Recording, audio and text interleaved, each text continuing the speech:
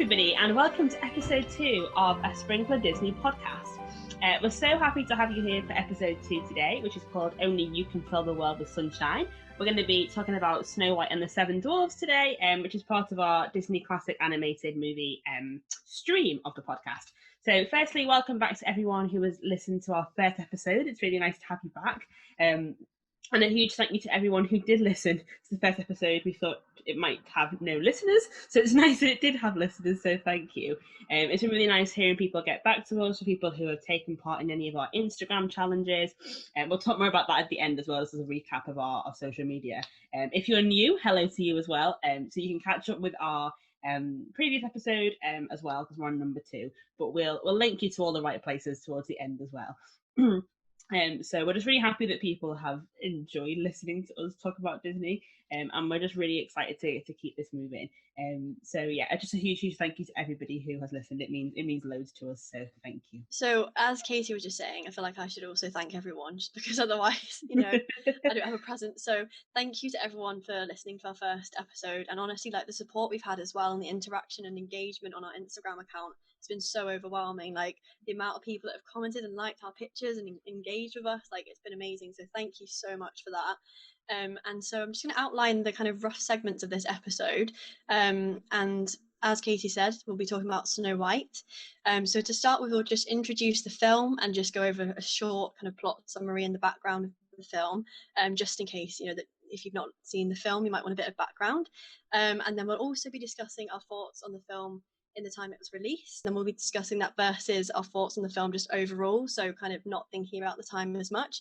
And then we'll be discussing the characters in the film and comparing them to other characters. So that's things like princesses and villains. So we're discussing and comparing them to other ones in the future Disney princess films. And then we will have our individual ratings out of 10 for the film, which I think is the most exciting part of this episode, to be honest. I'm going to have to think really hard, Rosie. I'm going to have to think really hard about what my rating is. I know, and I think it will probably change as we go through this episode, because we both watched the film again this week in preparation, because I think if we hadn't done that, our scores would have been a lot lower, to be honest. 0.5. Honestly. So I think we've given it a good chance. We won't be too biased, No. which is, always good. So yeah, that will be at the end. We'll give you a bit of suspense and build up the suspense as we go through, and you might be able to work out where we're leading towards, but we don't know yet ourselves. No, so we shall see what comes out of our mouths when it comes to rate the film. So as we did in the last episode, we're just going to go through some fun facts again. We'll dip in and out of those in the episode. So our first fun fact is that to share his vision of the film with the animators, Walt Disney acted out all of the roles of Snow White as he told them the story. I love imagining that happening. It's so cute and wholesome. Can you imagine? I also have this idea of Walt just stood in this room full of probably male animators. True. Acting the whole thing out, probably about half an hour, and all the animators look at him a bit what did we get ourselves into with this? Yeah, are you okay, Walt? That's cute though. That's really cute. It is really cute. Oh, I love that's one of the things I'm going to talk about later. In terms of the bits that I like, just there's a quote from Walt right at the beginning that I, as a kid, you don't notice because it's writing. So I'll talk about that later, because that was really cute. It obviously meant a lot to him. So even if it's not our favourite film, it clearly meant a lot to him, which is nice. So let's get into it. All things Snow White. So you may have seen the film or not have seen the film, or you may have seen the film many years ago. I haven't seen the film until I watched it last night, and then I don't think I've watched it, for years. I think I watched when Disney Plus came out. I watched the Hi Ho scene because my dad wanted to watch it on our big TV. But other than that, I don't know the last time that I watched it. So if you haven't seen it in a while, basic plot summary. So it's based on the Brothers Grimm fairy tale of Snow White, with the idea of an evil queen. Of course she's evil. It wouldn't be a Disney movie if she wasn't. An evil queen who has a magic mirror who basically tells her that she's pretty. And then the Snow White, the evil queen is her stepmom, and then Snow White's kind of really pretty as well. So the queen dresses her really ugly and in rags because she doesn't want her to be prettier than her. And then one day she asks the mirror, who's the prettiest? And it's not the queen anymore. So the queen wants Snow White killed. Snow White runs away from the killer, lives with 7 dwarves, and then ends up eating a magical apple that almost kills her. I think that's a fair summary, personally. It is. And there's lots of animals and magic and singing, and there's a random prince in it as well. It's also quite important. It was released in 1937. It was the first ever Disney film that was a full-length animated feature-length film. So it was the first time ever in history that an animated film had been like long, and I was shocked. I think we were both shocked that it was an hour and a half long. I was quite shocked. Yeah, I'd like settled in definitely. for like 50 minutes an hour, because obviously Dumbo was only 40 minutes, so I was like, oh, it'll be fine. Well, I was wrong. It was like an hour and a half commitment. So yeah, but I think it made huge like shockwaves in the film industry because of that. And if you notice when you watch it, it makes a big deal of saying that it was Technicolor, because that was a huge deal as well. So for it to be in Technicolor and animated and feature length was a real achievement. So I think even if you're not the biggest fan of the film, I think the achievement that it was at its time, like, it can't be undenied. Like, it just can't be denied. There we go. Yeah, exactly. And that leads nicely on, actually, because I've done a bit of research into the reception of the film, like in its time, and how it was received by people. And it did send like shockwaves around like the world because it was such a big deal. And I've actually got a quote here where it says, "The film single-handedly created a new genre, was the biggest moneymaker of all time after its initial run, and has been re-released in theatres more than any other feature film." Wow. So it's a pretty big deal. It won 11 awards, an honorary Academy Award as well, which is a pretty big deal. And it was, as Katie said, it was the world's first feature-length animated picture, and because of that, it was considered a revolution because it had never been done before. So it was considered a really, really big deal at the time. And I do think, as Katie just said, like, you've got to appreciate it with that context as well. Like, it was completely new, so there's nothing to compare it to in that respect. No. And clearly, like, in its time, Disney, like, Walt was really happy with it, and the world was kind of taken aback, like, what is this? This is new. Yeah. Like, this is really cool. It must have been really exciting to go and see that in the cinema. That must have been really exciting. And I think, because even I watched it with my little sister last night. It was the first time she watched it the whole way through, so you'll get some interesting insight from a 12-year-old as well, on her opinion of the film. But I think what we both kind of noticed was that we kept saying, for its time, like, it was beautiful, and how obviously we recognised that like the graphics weren't the best in the world, but how it was beautiful in its own way. So I think, like, even as you'll probably find out shortly, that we weren't the biggest fan of some of the characters, or some of the plot. It is a beautiful film, I think. Yeah, and actually as well, just following on from the praise it's had, there's really not a lot of critique for this film out there. Like, not as much as you'd think there would be. I suppose, though, it was too early for like current critics to critique it. Yes, very true. Very, very true. But yeah, so it's kind of like, the opinion of it is that the animation still holds up to this day, though it's very basic. It still holds up enough that you know it's beautiful animation. Yeah. So you definitely got to give it credit for that. I'd say that's probably one of the best parts of the film. But we'll discuss further what we think of the characters. Please stand clear of the doors. Por favor, manténganse alejado de las puertas. Our segment has ended, which means that there is a new Disney fun fact for you. So fun fact number 2 today is Walt Disney was presented with 1 normal-sized honorary Oscar and 7 little Oscars for Snow White and the 7 Dwarfs in 1938. I've heard this before, and I love that idea. I had this idea that he kind of just had it on like his fireplace or something. It was kind of like sat.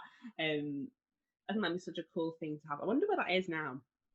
It just sounds really cute, though, doesn't it? And also, can you imagine him trying to like hold them them at the same time? I'm kind of imagining him cradling them, like hugging them as if they're his little children. I hadn't even thought about Maybe he that. did consider them as his children, Probably. but yeah, I'm assuming they've been passed down. I don't know. We're going to now talk about our thoughts on the film for its time, and then we'll talk about our thoughts on the film overall. So, start with Katie. What do you think of the film for the time it was made and released? So I think the time, as we said, the time it was released, it was fantastic that it existed. I think the fact that it has a female lead for the time, as problematic as she may be, I think the fact that she was a female lead is quite impressive. The fact that, like, the main guy, Prince, who actually, that's a fun fact that I don't think we have. Prince Ferdinand is the name of the prince. Doesn't mention it in the film, but it is. No. The animator or the producer or something confirmed he is called Prince Ferdinand, so he does have a name. But Prince Ferdinand isn't really in it, is he really? So there's not a lot of male presence other than the dwarves. So I think the fact that, like, it's led, the film is led by 2 women. Problematic about their characterization, which we'll talk about in a minute, but the fact that there was 2 women leading it, I think, is quite impressive for 1937. The animation for its time must have been fantastic. I mean, the level of detail in that animation is incredible. Like, me and Ruthie have said this before, but the detail in the beds, for example, like at the end of each dwarf's bed, but they've got their name on it, and it's got all the like the wood carving, like they're all different, and I just think that was so lovely. The effort that was put into every scene, every like still was just amazing. So yeah, I think for its time, it must have been pretty impressive. And I think it would have been like a really exciting day out to go and see that in the cinema. Yeah, definitely. I think though, I mean, it's also hard because it was a different cinema time. But I think you said the same, Rosie. Like we found it a bit slow in times. There were times where I switched off a little bit. It was, yeah. Like the bit where the dwarves they all go to sleep. I think I missed about 10 minutes of it because I just switched off until someone came in the window. So, but again, I think that's cinema, and I think older cinema tended to have a lot more of those slower moments of like showing scenery or showing processes that our cinema doesn't really do now because we're more focused on action. I don't know if that was part of the cinema time or that was just bad writing, which is a bit slow at times. So I think it could have been shorter, definitely. Other than that, I'd say for its time, pretty impressive. I'm going to leave it there. Yes. I have a feeling you probably think about the same. I'm guessing. Yeah, I do. And one element that I would mention as well is that obviously the 1930s were a time for women where they were still very much domesticated in their roles, so they were very much still cooking and cleaning, as that was their main role in the house. Like whilst they were out at work as well, they still had to come back and do all the cooking and cleaning because the men expected them to do that in that time. So it is definitely reflective of the time, how snow is represented in the film. And I think, like, obviously, then in the time, it would have just been perceived as kind of everyday life. So actually, maybe the women would have related to it when it came out. But obviously, that's a little bit problematic. We'll go into that in a bit. We will get to that bit. It's hard not to say it's problematic because it is, but that's what happened in that time. We have to accept that for now. And yes, like building on what you said with the animation, I think I can just imagine like going to see that film and being blown away because being the first feature-length animated film, like I just can't imagine a world without one of those, you know? So like that coming around, I know we said it was slow, but also maybe because it was slow, it was more enjoyable at the time because it was longer, so it was more exciting. Yeah, that's true. But I can definitely see why people would have enjoyed it in the time because it would have been a real buzz around the fact that it was such a new thing. And like I said, I do think people probably could relate to snow, like women could have related to snow during that time.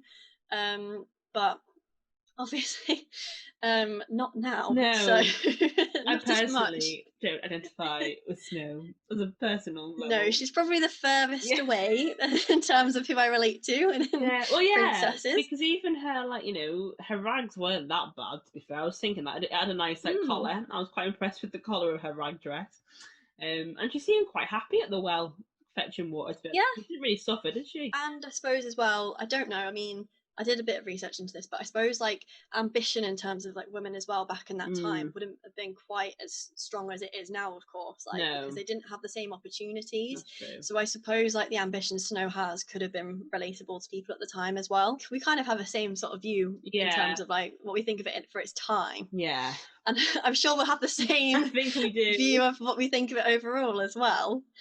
So overall then, what do you think? So not really taking the context of its time into account. Right. So I did enjoy it more than I thought I would. I think I enjoyed, I mean, the songs. I mean, if we have time, I want to kind of like quickly like run through the songs because I think there are some that are quite nice songs. And there was more songs in it than I remembered, so I quite enjoyed that. I loved the community of like the dwarves. Like I was thinking this last time when I was watching it, and the way they've captured the family element of the dwarves was really lovely. Like when they have that, I love that dancing scene where they all get up and dance. So cute. I think that's amazing, and especially in terms of animation for then as well. I think it was fantastic, and it felt like a real family, which I really liked. So there were bits that I like the the animal animation and the animal interaction was great, and then my sister loved that bit as well. There was a bit where like the rabbits hug on the windowsill, that was well cute. I struggle a lot, and I think we'll come up onto this more when it comes to we're going to discuss like the characters and especially the female characters, but I just struggle with it in the fact that Snow White literally doesn't really have an impact on the film. She has loads of things done to her, and you know yes, she has an impact on the dwarves' life, but that's only so they'll let her stay initially. And it's like she has to prove herself over and over again. And the whole plot with the prince, I just couldn't, like. So honestly, listeners, my sister watched it with me, so she's 12. And we're watching it, and you know, the beginning when like he appears and it's so creepy. Like she's singing really in the well, and then he just appears in the well with her. Like it's a bit close. Like, you know, it's not okay. No. So she legs it, and he persists.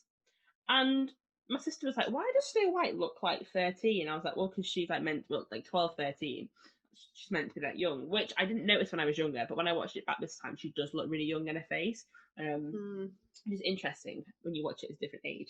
She's like, "Well, why does the prince look 40?" And I was like, "That's a very fair question," because he is just really creepy.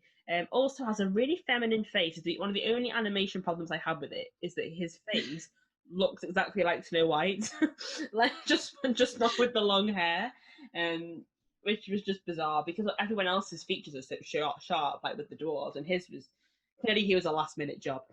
But like the bit when he sings in the balcony, I'm like, you've only just met her, and then like when he just rocks up at the end and just kisses a dead girl, like it's weird. And I just think it's so sad because she could have had such a nice life with the dwarves. To be honest, she could have been happy and she could have been merry, and you know, it was the bit at the end where she's died. No one, she doesn't seem alarmed that she's died, and then she gets back up. She doesn't question what's happened. She just goes, "Oh, a prince," and gets on a horse and rides to a cloud castle. Like, I'm sorry. Yeah. She was like, no woman is that stupid to sit there and not question why she's in a glass coffin and who this random man is. In my sister's words, they sang once on a balcony and now they're off to live together forever. Yeah. So that was the problem I had with it, you know, and the fact that he could have been anybody. Let's be honest. He might not even have been a prince. We don't know. Yeah, that's one of the problems I have with it as well. Because they've just met, and actually, have they exchanged a conversation? No, they haven't. They've sung together. It's not the same. And even like the sexualization of hair, like she's meant to be 13, 12. And even in the time period, like, no, that's not okay. Like, you know, like she goes out to meet him and like she legs it up the stairs as, you know, oh, women, I must run away from a man. And she like goes up the stairs to the balcony and she stands there like primping her hair and like flattening her dress. And I'm like, let's be 13, like, no. That constant sexualization of her as a character because she's a young woman is a bit that I think I just noticed. I was like, it's not okay. Because I think the film would actually be quite pleasant without that part. Yeah. I think it would be better without that part. And like, I mean, there is the theory though that the end she actually does die, and the ending is actually her going off to heaven and living that dream that she'd made for herself. There is a theory that that's the ending. I don't think it is a fairy tale, but like then there is that idea it's not real because that's how ridiculous it looks. I prefer that ending because it seems more legit and acceptable, which is quite sad. It is, I know. Yeah, so I think, I mean, that's just my approach to it in general. I think the plot, but I think the thing is the plot wasn't the priority. The animation was the priority for them in terms of the time. So I think you can definitely tell. Yeah, and I think they were copying off an old fairy tale as well. I think it's a shame that they left out quite a lot of the details that newer versions of Snow White bring in. So things about like the colours in her face and stuff like that. Although it's there, a lot of that descriptive work with words isn't there, whereas the animation is instead. So the dialogue isn't great. There's not a lot of it.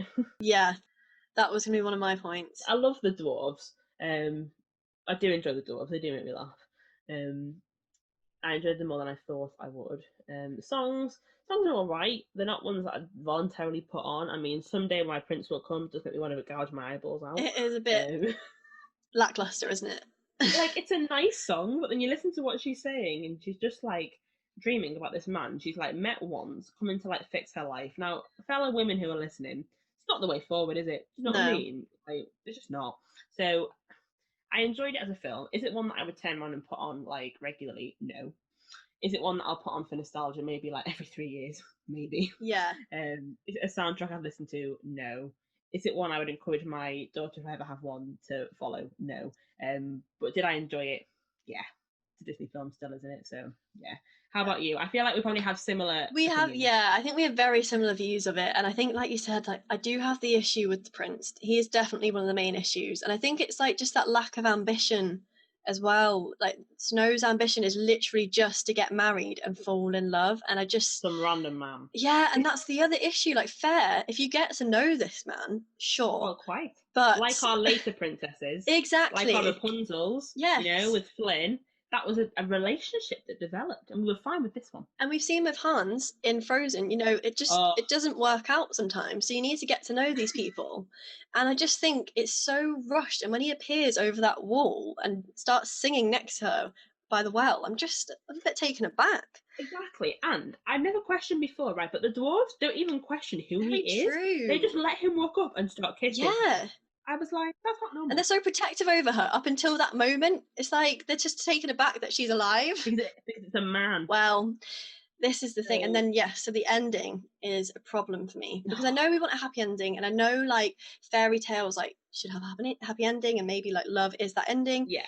But it's just so forced, and like she seems so happy about being kissed by this prince. And I know you'd be happy to be alive. Don't get me wrong. If you've just died, you'd be happy to be alive again, sure. But you're right. She doesn't even take in the fact that anything's happened to her. She's just suddenly in his arms and it's happily ever after. Bye. Like, but that's not realistic. No, and literally says goodbye to all 7 of her friends who have brought her in, like protected her, and then is like, bye, see you later. Like, her happy ending could have very easily been being alive and having good friends. That would have been a happy ending that would have worked. Just saying, Disney. And it's just a bit more deeper, really, as well, because you're right, the relationship she forms with the dwarves is actually so nice. Like, I used to think it was creepy, but actually rewatching it the other day, it's really sweet. Like, she is obviously a motherly figure to them, but it's like they needed something like that to kind of sort themselves out, because you could tell when she walked in, it was a tip. So they just needed that encouragement. And she needed a purpose as well. Exactly. So I think like they fit each other. And like by, you know, after the initial clean of the house, which I'm not okay with, you know, women are not there just to clean houses.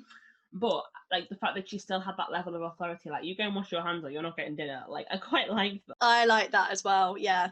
And after that point, it's very equal. So like they do things for each other. Yeah. And she has relationships with each different dwarf in a different way. Whereas obviously that's another thing I think when it comes to Prince. Let's not be all one-sided. It reflects it's not a great image of man or men either. True, men very true. Don't act like men just have to arrive and save a random woman, and that idea of chivalry is in there with the fact that, you know, men didn't necessarily at the time want to marry the woman they were chosen either. And there was a lot of pressure on a man to turn up, find a wife, and also to provide for people that that's a good point. It kind of reveals kind of both of the expectations for women and men, and kind of portrays that in that time very well actually as well. And the fact that he's barely featured in the film, so like he barely has any time, he has like 0 lines apart from the random singing, and yet is expected to save the day. It's kind of like it's not worth, like they've decided it's not worth us getting to know this guy. He's just here to save Snow. Like that's what he's here for. So it presents tricky gender dynamics in that way as well, because it's that unrealistic expectation upon men to provide. And I think, you know, that's why we'll get to Frozen 2 eventually on this, like, you know, stream of animated movies. But both Rosie and I love that idea of Kristoff being like more emotionally intelligent and emotionally vulnerable. And that's obviously an issue that lots of men in our society face today. So I think it is a nice reflection. Well, nice is the right word, but it's an accurate reflection of the fact that sometimes men are kind of like are also seen as tools in their own way by society, and it's that expectation on men to fix things and to sort things out, which isn't fair either. Yeah, and I think just to conclude, like, my thoughts on it as well, because I do have some happy thoughts on the film. I found it a bit negative. I love the animation. I think it's beautiful. The animals, for me, make the film. Like, I just love Snow's interaction with the animals. I just think it's so, like, cute. It reminds me of Bambi, and I think it's the same sort of animation style, and it's the same sort of animals. You've got the deer, they're all, like, forest animals.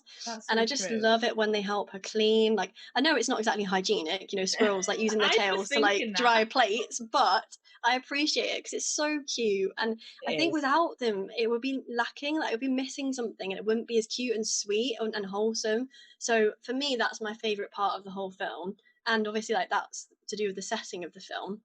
And I love the forest. That's so true, because when you just said that, I hadn't even thought about that before. If you look at the more recent Disney movies, princess movies, the presence of animals has dwindled and dwindled and dwindled down to normally just one sidekick.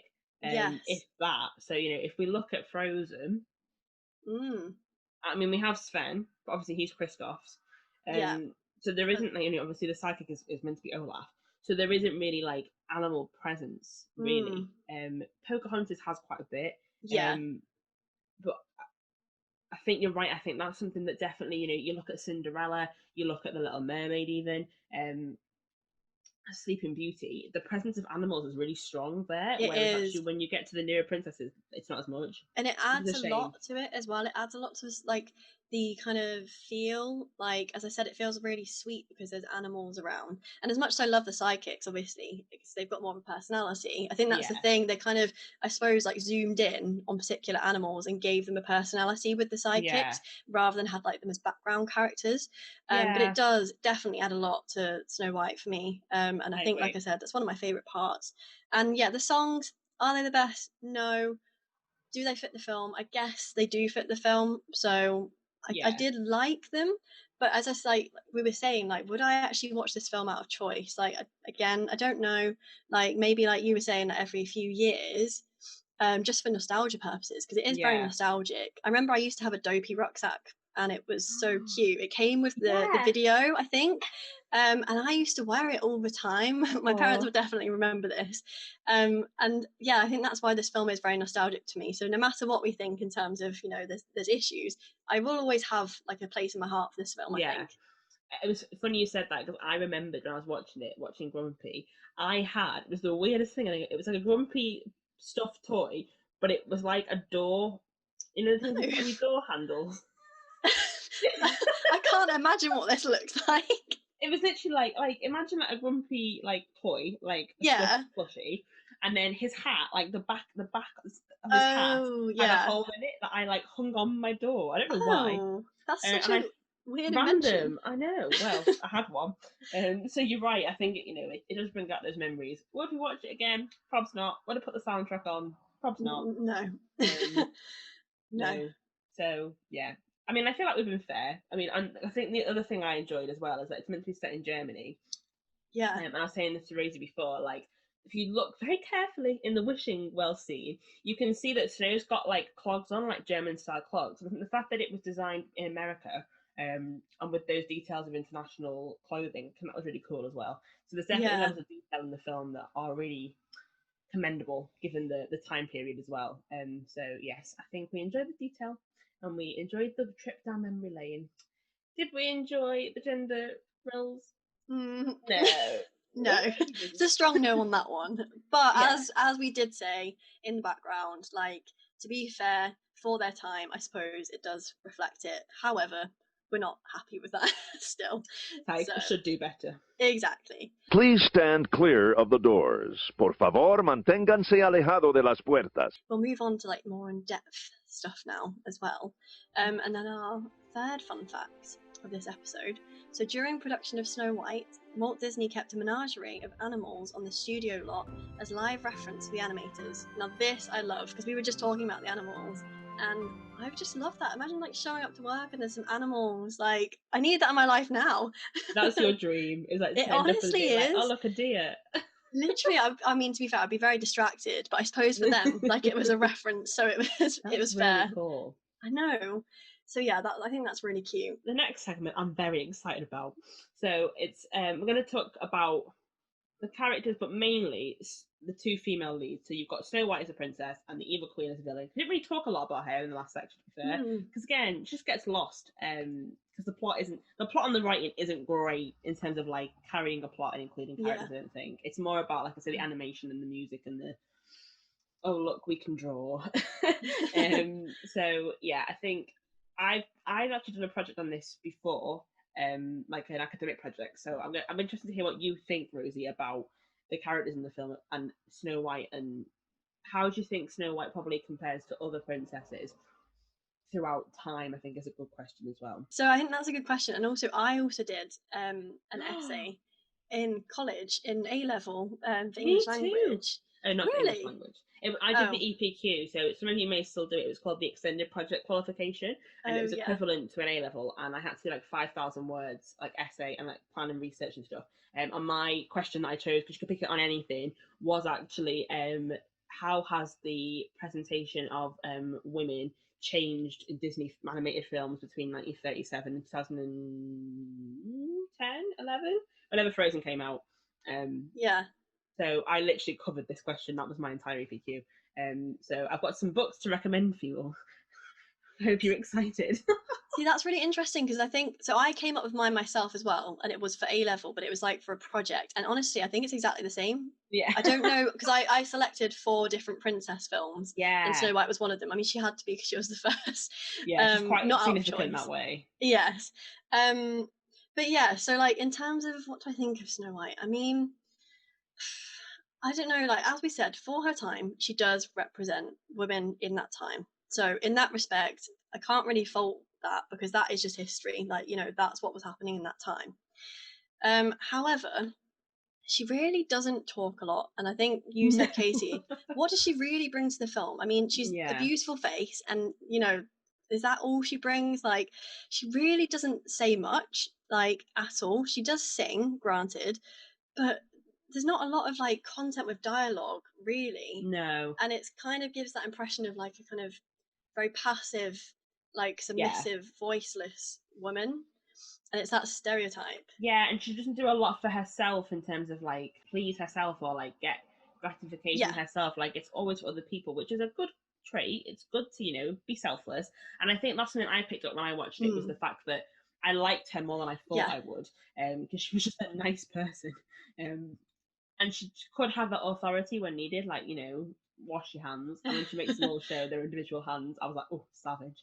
But I think, you know, she doesn't really get anything out of the film, does she? Like, you know, apart from a place to sleep and a family and a community. But I think because everything is done for everybody else, she doesn't make a lot of choices. And I think that's where the most complex characters are the ones that have to make decisions and choices and struggle with that. And that's where we really identify, for example, like with Judy Hopps in Zootropolis or Zootopia, the fact that, like, you know, she's determined to be a police officer and then she turns around and when she gives it up and she struggles, whereas I feel like we don't ever see, although Snow White should struggle, she's literally being hunted by an evil queen, we don't see a struggle apart from that really random run around in the forest with the evil trees. Yeah, so I think I agree. I think it's hard to have a strong opinion on her, really, because she doesn't really do a lot. I think she comes across to me as very optimistic and naive. She's longing for love and she's almost too nice and too perfect, I think, as well. You want to see some kind of flaw in someone, and you see that in all the other princesses. Obviously she is too trusting with the old hag when she comes along. That was ridiculous. But I mean, that's something else. That's naivety at its like peak. I mean, I had so many problems with that. I was like, why would you take a random apple from some random woman? Why? And to do with the optimism, right? So picture this. So how is she so optimistic, right? She's been cast out, like she's 12, 13, 14, however old she is. She's pretty young. She was nearly killed. Yeah. Would you really be singing? Like, I guess that's just Disney for you. And I guess they set a bar there with, you know, princesses singing when disasters are happening. That's so funny. I hadn't even thought about this. Like, why would you sing? Like, why would that be your next step? Like, you're literally on the floor. There's been a storm in the forest. A huntsman's been sent to kill you. And then suddenly you miss optimism. Like, I don't know. I guess it's a good way to look at life. And I wish I was more like that. I've got to be honest. But it's unrealistic, isn't it? You know what I mean? It is. It's very naive and a bit like, oh, you should probably, you know, take in your feelings about this and just not... Because that scene where she flings herself on the floor, I burst out laughing. And I know it's not right, but it was because it's just like so dramatic. Like when I've never had life get so much that I threw myself on the floor in a forest. Yes, exactly. It's very dramatic, but then she just gets up. And then she sits up and sings to the animals. And I'm like, I think you'd be a little bit traumatised. Like you would be terrified. She was screaming a second ago. She must have lost her voice. I know. Well, it's like she got amnesia or something, because honestly, she does a real 360 real quick. Yeah. So, Yeah, I mean, I guess that's like positives and negatives. Like, she's a nice character, which is great, and she is optimistic, which, you know, is a good quality to have. Yeah. But she is a bit too naive, and like you say, she doesn't really do anything for herself. She's very motherly. Yeah. Again, obviously to do with the time period that it was based in. That's one of the main roles that women had in that time. But she doesn't really do much for herself. Doesn't really think about herself, and maybe that's why she just bypasses all the issues that happen to her because she's trying to think about everyone else. But yeah, I mean, I think as well, I think, you know, if we think about the time period itself, I mean, I'm trying to have a little look and see like what was going on around, you know, in America in 1937. I'm trying to think, you know, was it just escapism? Was it kind of, you know, supposed to be all positive and optimistic yeah, that's and very like that true. on purpose so that people kind of went for an escape? I mean, quite often now in cinema we go for stories, we go for something that we wouldn't normally see, and we go for that, you know, not, we don't go for tragedy, but let's be honest, tragedy in movies really appeals to us as Yeah, a it does. generation. Yeah. We thrive off that when we go and see films, and you know, it really draws us in, whereas lots of the older films were kind of, I think, meant more for feel good and for escapism. Yeah. So that probably explains why she is just so ridiculously positive, even though she's been almost killed, and then she is killed and she still doesn't care. Yeah. And I suppose like that optimism is like kind of like a good role model back in the time, like when they were watching it for women. It's like that the idea of hope, like something will happen, something will come along, like Prince will come along, change my life, will be good. But yeah, it is difficult, I suppose, because you have to think about the time that it was based in, and like you say, what was happening at the time as well, because it could have been to boost people, which is completely fair enough. But it was the year that Amelia Earhart went missing, which is sad. Interesting. And it was the year that there's quite a few disasters. It was the year of the Hindenburg disaster, Memorial Day massacre. So it does sound, to be honest, there was Mississippi flooding. So it sounds like someone needed to pick me up. So maybe that's what it was. They needed a break. Yeah. They needed some sort of happiness. And to be fair, like there is a real theme of like positivity, and it does lift you up a bit when you're watching it. Yeah. Especially the scenes with the animals, and I think with the dwarves as well. They definitely pick you up, especially in Hi Ho. That's true. So yeah, true. I think it does kind of balance out, I suppose. Yeah. But yes, I mean, what would you agree? Yeah, I mean, I think you know, we've both ended up saying the same things, and I think, I mean, I like her. I like her more than I thought I would. I do like her. Same. She'd be that friend though, wouldn't it? Where you'd have to be like, just get a grip. She'd be that friend that you have in a friendship group who would just like meet a guy and fall in love straight away. Which, to be fair, might be me. But I think like she is that friend that you'd have to constantly be like, you haven't thought this through. Yeah. You know, like it's great that you're happy, but you know, maybe just think about the real parts of life as well. I think she would be that friend in the group who was always annoyingly over optimistic and sometimes just missed like the reality. Yeah. So yeah, I mean, I think I'd like her to be my friend because she seems quite, you know, optimistic, and we could probably make her more robust. But in terms of like, would she be a role model? Maybe a role model in terms of like, you know, attitude to life and to people, being optimistic. Role model for stranger danger? No. It's a no. It's like this is what you shouldn't do. My little sister was actually like, stranger danger, like when the Queen came in. So yeah, I thought the exact same thing. Naive is definitely, I think, how we would describe her. Because even at the end, like you say, she goes through all of this stuff. She's nearly killed. All these things happen, and she's still so naive that she just jumps up out of this glass coffin and disappears into the sunset without questioning anything. So yeah, she's in a fantasy land, definitely, like fantasy world. That's my problem with her, is that she doesn't question anything, and we should be questioning when, you know, random men kiss us when we're dead. Yeah, to summarise. Now, and on the flip side, we have the evil queen as well. So this is where I think it gets really interesting. So the book that I would recommend to you all, I'm going to just get, it's called From Mouse to Mermaid, and it's a book full of like short Disney, like academic Disney essays. It's really, really interesting. I'm going to get the author for you now. But it within that book, they talk. There's an essay. I'll try and remember the name. But it's about older women in Disney. And it's really interesting in terms of the way that older women are presented, because you always have the younger woman, like Snow White, with this idea of like beauty, femininity, calmness, cleaning, like in the early movies, like with her and Cinderella. And then you always have an older woman there as well to ruin things, whether it's Ursula, whether it's Lady Tremaine, whether it's the Evil Queen. And so the book is called from Mouse to Mermaid, The Politics of Film, Gender and Culture, and it's by Elizabeth Bell, Linda Haas, I think you say it, and Laura Sells. But there's loads in there, and in that one they talk about how older women are always kind of like villainized, especially if they're unmarried. So I think what's really interesting with her is she was married because she was the stepmom. But it's this idea in older Disney films that, you know, a single woman with power is dangerous. And I think I don't like that message. You know, you can't have an older woman in a Disney movie normally, who's an active part of the film, especially the older ones, who is powerful and respected for it. It has to be that their power is feared. So I mean, a lot of that's probably subconscious stuff from the time frame and linked to witchcraft and all that kind of stuff that has come before. That's what I'm thinking as well. But it's just a shame that that's the way it's portrayed. And so you're either, as a woman, you're either weak, naive, bit dim, there to kind of service other people, or you're a lonely old hag who everyone fears and wants to, you know, remove your power because you're dangerous. It links more back to the older films, but it is problematic for me. And the fact as well, that's what frustrated me, is the fact that the reason the evil queen hates Snow is literally because she's prettier and younger than her. Yeah, this is the issue as well that I have. Who's running the kingdom? Also, where is the kingdom? We never see any other houses or kingdom. I know. Yeah. Baffles me a little bit. And especially because the dwarves know about the princess.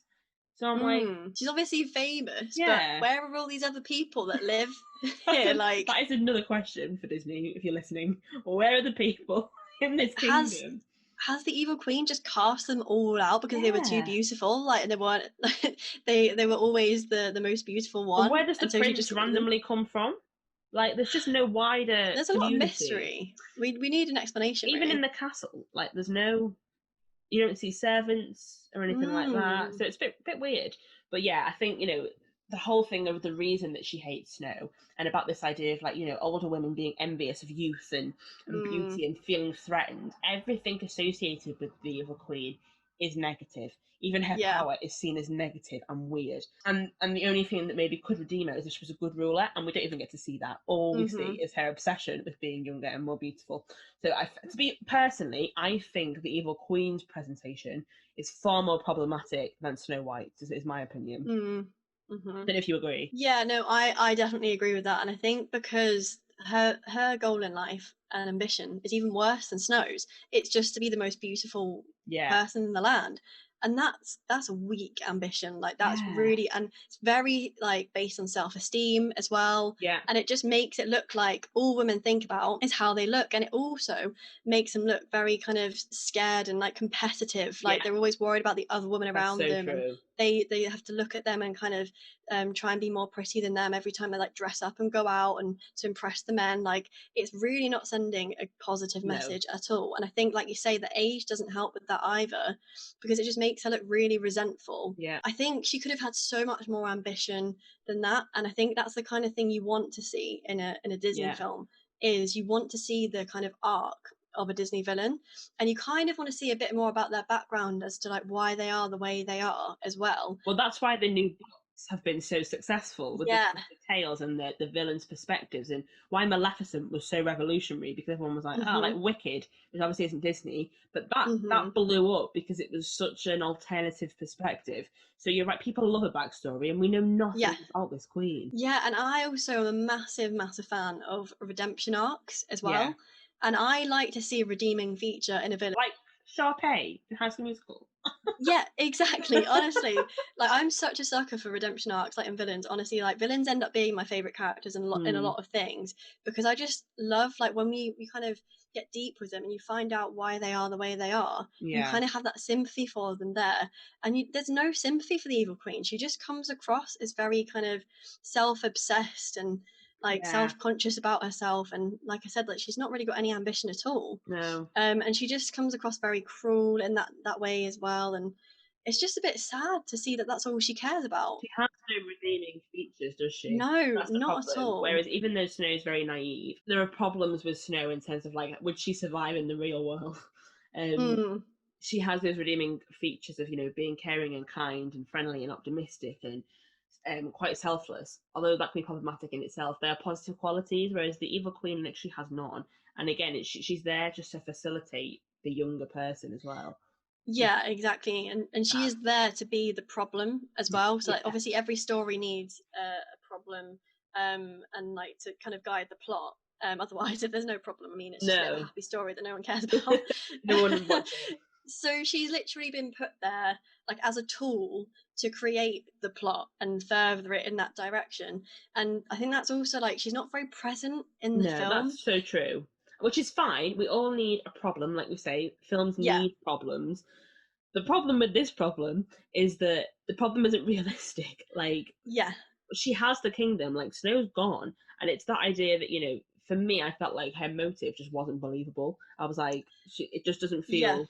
It doesn't feel like a woman of that status and that power, with that amount of authority, would waste that much time and energy trying to hunt down some random girl in the forest to kill her so that she can be prettier. It doesn't make any sense to me. It just comes across a bit pathetic as well. Like, I don't know, if that was me, I'd look at myself in that mirror and think, what am I doing? Like, asking this mirror every single day, am I the fairest of them all?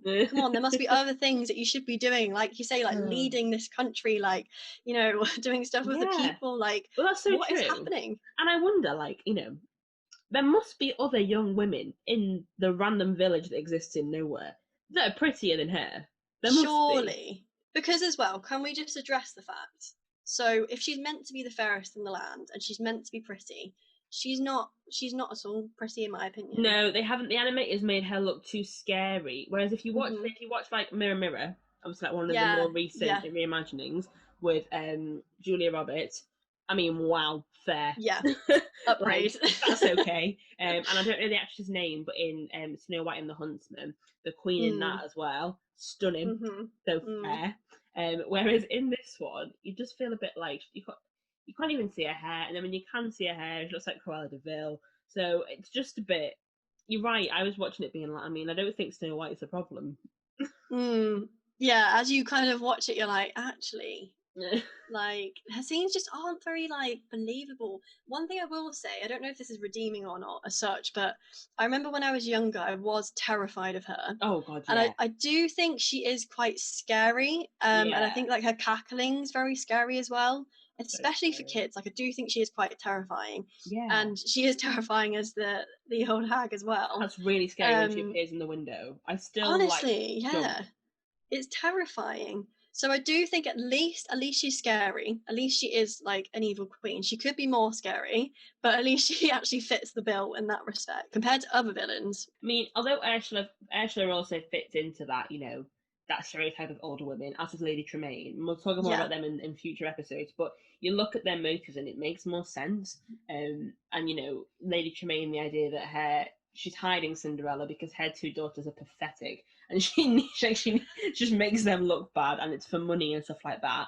Whereas, you know, same as with Ursula, it's because she wants to be in control of the kingdom. So, you know, as questionable as it may be, it's admirable in terms of ambition. Whereas the evil queen, she doesn't care about anything else. So I think it's a waste of a character, unfortunately. And I think I'm happy that a lot of more recent interpretations have made her far more interesting. I mean, if you've got any Once Upon a Time fans, but you know, Regina as the evil queen, amazing, and the fact that she wants to kill Snow because of all that stuff to do with her dad and like people dying and all that kind of stuff. Like, it's deeper. So I'm glad that the role itself has gotten like more development over the years, because I think it's a great role. I just think that unfortunately Disney focused again, as we said, on the animation, and the animation for an evil queen is not as beautiful as the animation for Snow herself. Yeah, I agree. And also, if anyone's seen Descendants as well, so obviously the evil queen is in that, but what I love about that is that you see her descendant, so her daughter Evie. And I love Evie's character because she's kind of like a good version of what the evil queen could have been like. But she's also quite cutesy, so it's a good mixture. Nice. She's also like quite scary, but I'd really recommend Descendants actually, because it's very interesting to see what they've decided that their descendants would be like. We should definitely do a podcast on Descendants at some point. I think so, because there's 3 films as well, so we've got the stuff to talk about. We'll plan it in. We'll pop it on Instagram and see if people are interested in one. If people are, then we'll get on that. Yeah, I agree. But yeah, so there's so many versions of the Evil Queen, and as we've said, they're probably better versions than the original. Please stand clear of the doors. Por favor, manténganse alejado de las puertas. And then that moves us to the end of this segment. So on to our final Disney fun fact of today, with Snow White is one of the very few Disney characters who have been honoured on the Hollywood Walk of Fame. Others include Mickey Mouse, Donald Duck, and Winnie the Pooh. Yes, so I knew this. So I knew that Snow White was the first Disney princess to get her star on the Walk of Fame. Yeah, I'm not sure who else is on there. I feel like Elsa might be on there, but I could be. Yeah, I was thinking Elsa's probably on there. Maybe is Moana on there? I don't know, but I think I mean she's definitely one of the princesses on there. So if you're in Hollywood and you're looking for Disney stars, you should be able to find Snow White. And it's definitely something like I want to visit one day and take pictures of and stuff. Definitely. So now a final segment, I think probably the most exciting segment, the one you've probably been waiting for. And to be honest, I still don't know, and I'm glad I'm not going first because I still don't know how I'm rating this out of 10. But we're just going to kind of discuss our overall thoughts of Snow White, and then we'll come to a conclusion of what our rating out of 10 is. As hard as that's going to be, especially as I was thinking this before we started recording. This is our first one, so we don't want to set the bar. So we don't want to set it too low or too high. So I'm a bit nervous because I don't want to destroy it, but also I don't want to be too generous because then in retrospect it'll be a disaster going forward. I feel like I know where I'm going. I feel like I know. Interesting. Okay. I feel like I know where I'm going. Well, on that note then, so what are your overall thoughts on the film? So I think, and how would you rate it? Summarising what I said before, just really quickly. Enjoyed the film to watch as a novelty. Enjoyed it to share with someone who hadn't seen it before. I did laugh at quite a bit of it, so I probably laughed at parts that the animators probably wouldn't want me to laugh at, but I did. Wouldn't listen to the soundtrack, wouldn't necessarily turn it on as a favourite movie. I enjoy meeting Snow in the parks, kind of. She's a great picture opportunity, but she wouldn't be like a princess that I'd probably queue for. Just because I don't feel a pull like I would with other princesses. So yeah, like an enjoyable watch every now and again, not a fave, and not one that I'd rewatch because it's not gripping enough for me.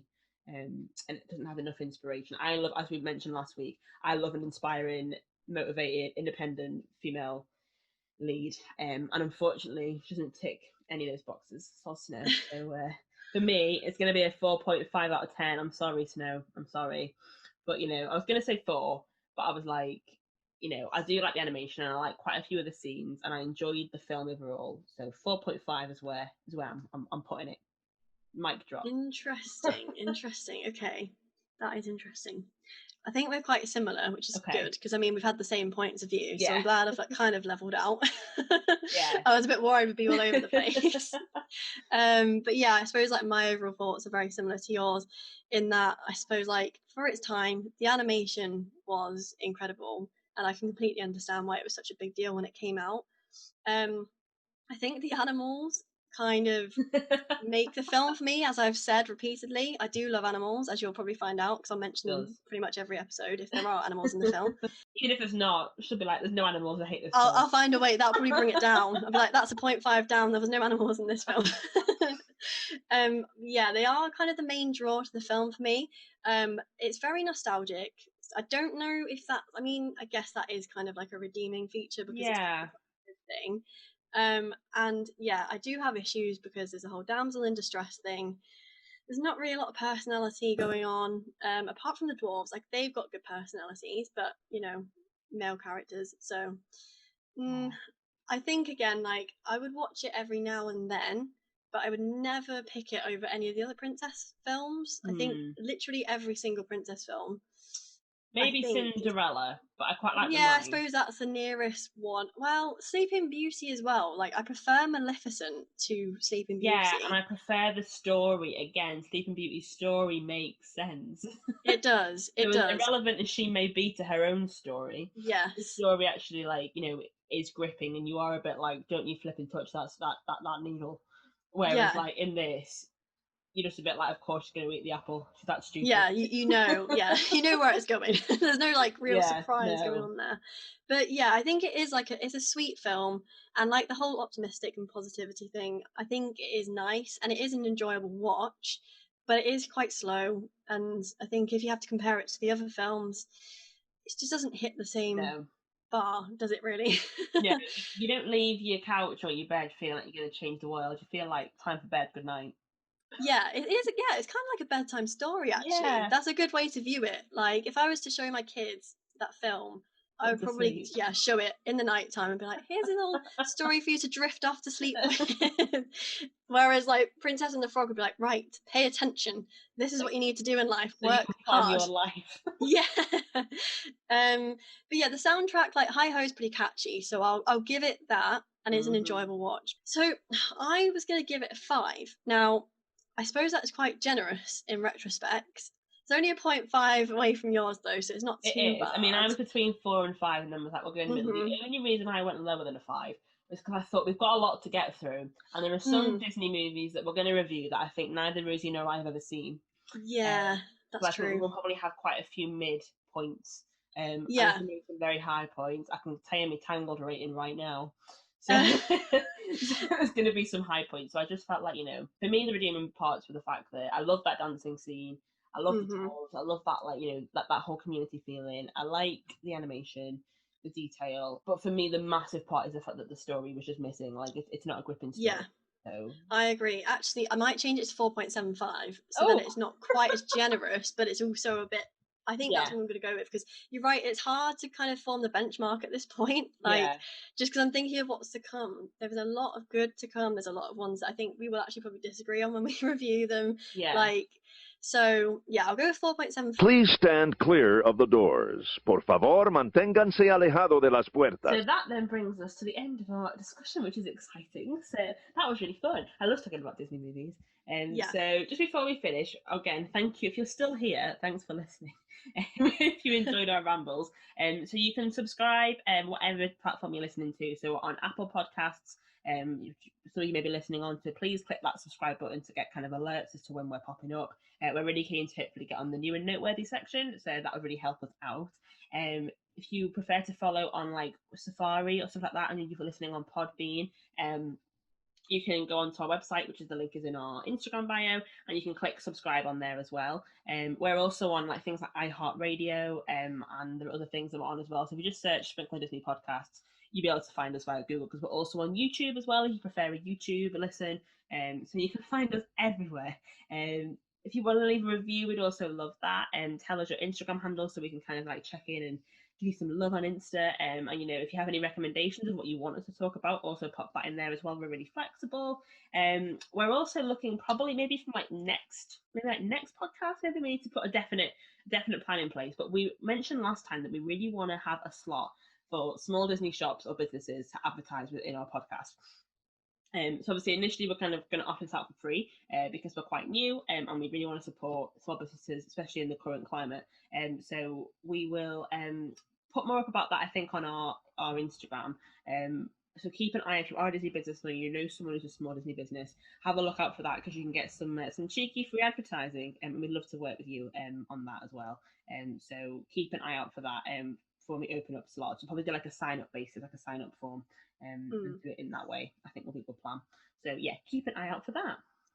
Yeah, and kind of building on that as well, we would also like to have people on as guests. So I think it's always nice to bounce off other people's ideas, and especially because we know each other pretty well as well. Yeah. So it'd be interesting to get someone completely new in the mix, because they might have a completely different opinion. We might start a war over on this podcast. Well, I know a few people that if we'd invited them today, 100%. There would have been sparks. So yeah, they would have been. Or we might make a new best Disney friend buddy. Yeah. Like, how cute would that be? We'd love to have people on as guests. That'd be really cute. So please do reach out to us via our Instagram or our email, which is also on Instagram, but it's just a sprinkle of Disney podcast@gmail.com. Yeah. So yeah, please do reach out if you'd like to be a guest. But I suppose the most exciting thing to end with is coming up next time. We will be delving into the live action side of Disney by discussing Lady and the Tramp, the live action one that's exclusive to Disney Plus. I'm so excited, Rosie. We are very excited for this, because I wasn't sure what I was going to think of this film, and I loved it. So a little bit of a spoiler there for you. I'm so excited. I'm really excited too. So yeah, we'll be discussing what we think of that film. But we'll also talk about Disney Plus in general as well, like what we think, how we think it's gone, and if it's accessible and it's got lots of stuff on it. And also kind of briefly mention the other films and TV series that we've been enjoying on over there, so you've got kind of things to maybe watch after you've listened to our episode. But yeah, so we're very excited for that, and maybe watch it before listening to the next episode if you're interested. But yeah, because I'm going to rewatch. I've watched it before. I'm going to rewatch just get back. Same. Get back. It's been a while. So that's all for today from us. So like we said, subscribe to the podcast. Head over to Instagram, give us a follow. YouTube, give us a subscription. 3 of you have, so thank you. On YouTube, we have 3 subscribers. Let's keep going. But we've had loads of listens over on Podbean and by Apple Podcasts, so thank you so much. We've been really, really shocked, I think, and overwhelmed. Yeah, definitely on Instagram about how many followers we've had and the engagement. So thank you. So speaking of Instagram, some of you may have seen already, but we are currently doing a 30 to 31 day Disney challenge for photographs. So we're aware that at the moment lots of us can't travel to Disney, just play our violins in the background, and so lots of us are kind of reliving it through Disney photographs. So we are really enjoying sharing Disney photographs across Instagram with obviously both me and Rosie are posting, but we're getting other Instagrammers involved as well to post their favourite ones. So we'd love you to head over and kind of get involved with that photo challenge. For example, today was our favourite Disney Instagrammer day, which is one of my favourite ones so far. It's been really lovely to celebrate fellow Disney Instagrammers. So head over to that, and we'd love to see you get involved with that. So as Rosie said, if you want to inquire about anything, listen to our head over to our email address. And we've been a sprinkle of Disney. Have a magical rest of your day.